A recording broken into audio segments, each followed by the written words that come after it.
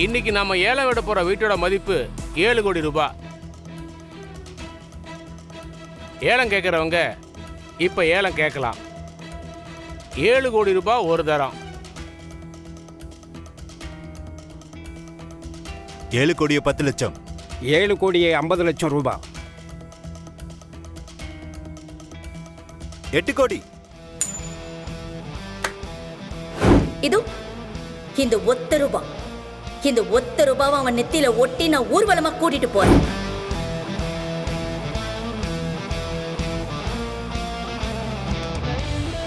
எட்டு கோடியே 1 ரூபாய்.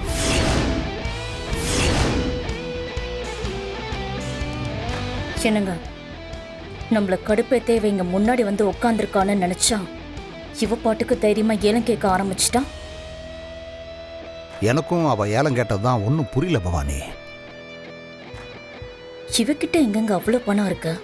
எனக்கு என்னமோ இவ நட உட பாவனை எல்லாத்தையும் பார்த்தா கொஞ்சம் சந்தேகமா தான் இருக்கு. பவானி, இவன் நம்மளை டென்ஷன் பண்றதுக்கு தான் இப்படியெல்லாம் பண்ணிட்டு இருக்கான்னு தோணுது. விடு, என்ன நடக்குதுன்னு பார்த்துக்கலாம்.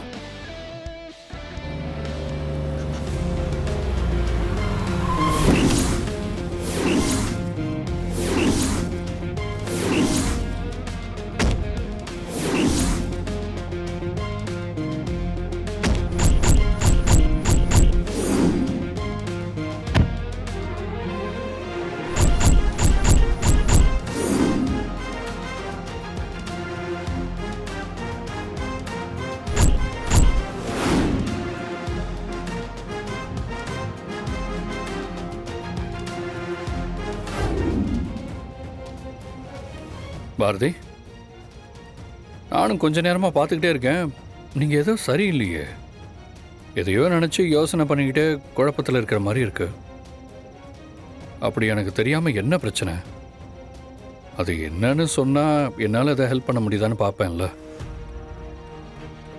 அது சரி, இந்த நேரத்தில் வீட்டுக்கு வெளியே நின்றுட்டுருக்கீங்க. யாராவது வரப்போகிறாங்களா? அதுக்கு வெயிட் பண்ணுறீங்களா? சார், ஆக்சுவலாக நீங்கள் எனக்கு ஒரு ஹெல்ப் பண்ணணும் சார். அதை எப்படி கேட்கறதுன்னு தெரியாம தான் ரொம்ப நேரமாக யோசனை பண்ணிட்டு இருக்கேன். இப்போ நீங்களே வந்து கேட்குறீங்க. அண்ணே, என்ன பேச்சு பேசிட்டு இருக்கீங்க? அண்ணன்கிட்ட உதவி கேட்க உங்களுக்கு என்ன நீ தயக்கம்? நம்ம அண்ணன் இல்லண்ண, என் அண்ணன்கிட்ட ஹெல்ப் கேட்கறதுக்கு உங்களுக்கு என்ன தயக்கன்னு அவங்க கிட்ட கேட்டேன், அவ்வளவுதான். அண்ணி, நீங்க ஹெல்ப் கேட்டு அண்ணன் பண்ண மாட்டேன்னு சொல்லுவாரா? சும்மா கேளுங்க நீ. பாரதி, என்ன விஷயம்? இவன் வேற ஓட்டப்பானையில எலி பூந்த மாதிரி லொடலொடன்னு பேசிக்கிட்டே இருக்கான். என்ன பார்த்தா உங்களுக்கு அப்படிதான் இருக்கா?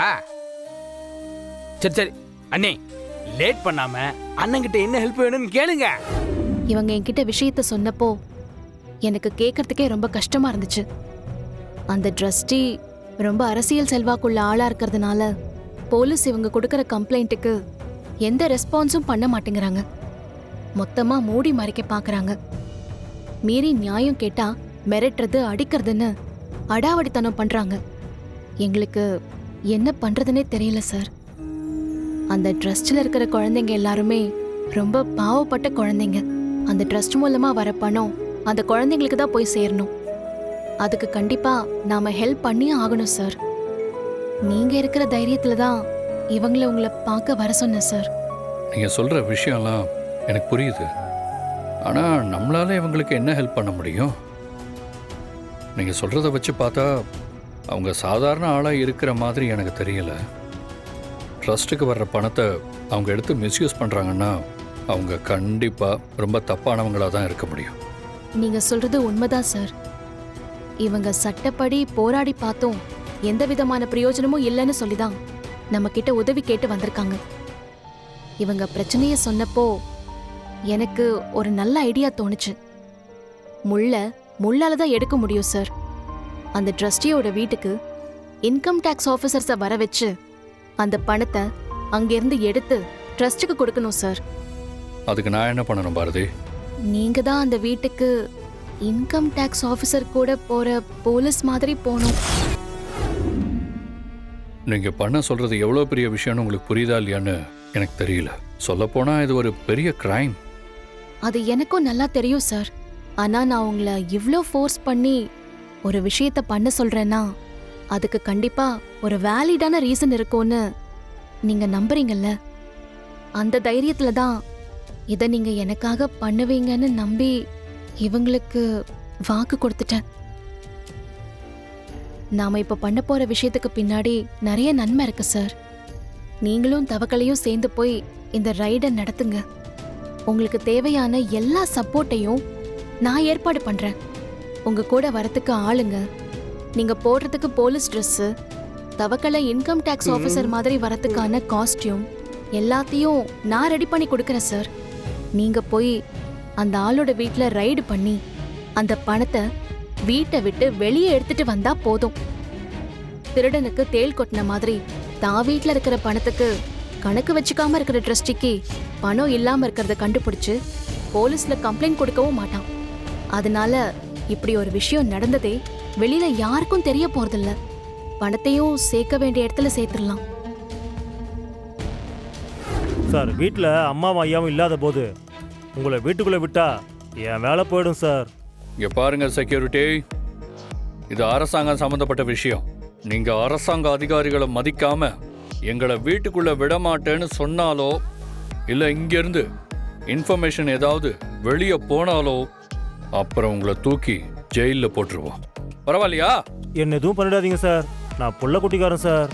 அப்படின்னா எங்களுக்கு அமைதியா கோஆபரேட் பண்ணுங்க. கான்ஸ்டபிள் சார் இவரையும் உள்ள கூட்டிட்டு வாங்க. போங்க. 8 கோடி 1 ரூபாய். 8 கோடியே 10 லட்சம். 8 கோடியே 10 லட்சம்.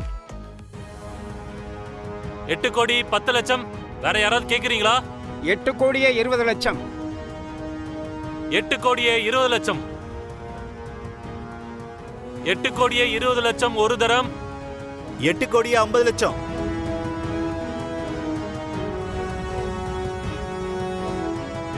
ஏங்க, இவளை பார்த்தா ஏலம் கேட்க வந்தவ மாதிரி தெரியல. ஆனா மனசுக்குள்ள வேற ஏதோ திட்டத்தோட தான் வந்திருக்கான். அதெல்லாம் ஒன்றும் இருக்காது பவானி. அவளை பொறுத்த வரைக்கும் உன்னை டென்ஷன் படுத்தி பார்க்கணும், அவ்வளோதான். இந்த ஏலம் விஷயம் அவளுக்கு தெரியக்கூடாதுன்னு நினைச்சோம். ஆனா மூப்பம் பிடிச்சுக்கிட்டு நம்ம கண்ணு முன்னாடி வந்து உட்காந்துருக்கா பாருங்க. இவளுக்கு என்னங்க பண்றத? 8 கோடியே 50 லட்சம் ஒரு தரம்.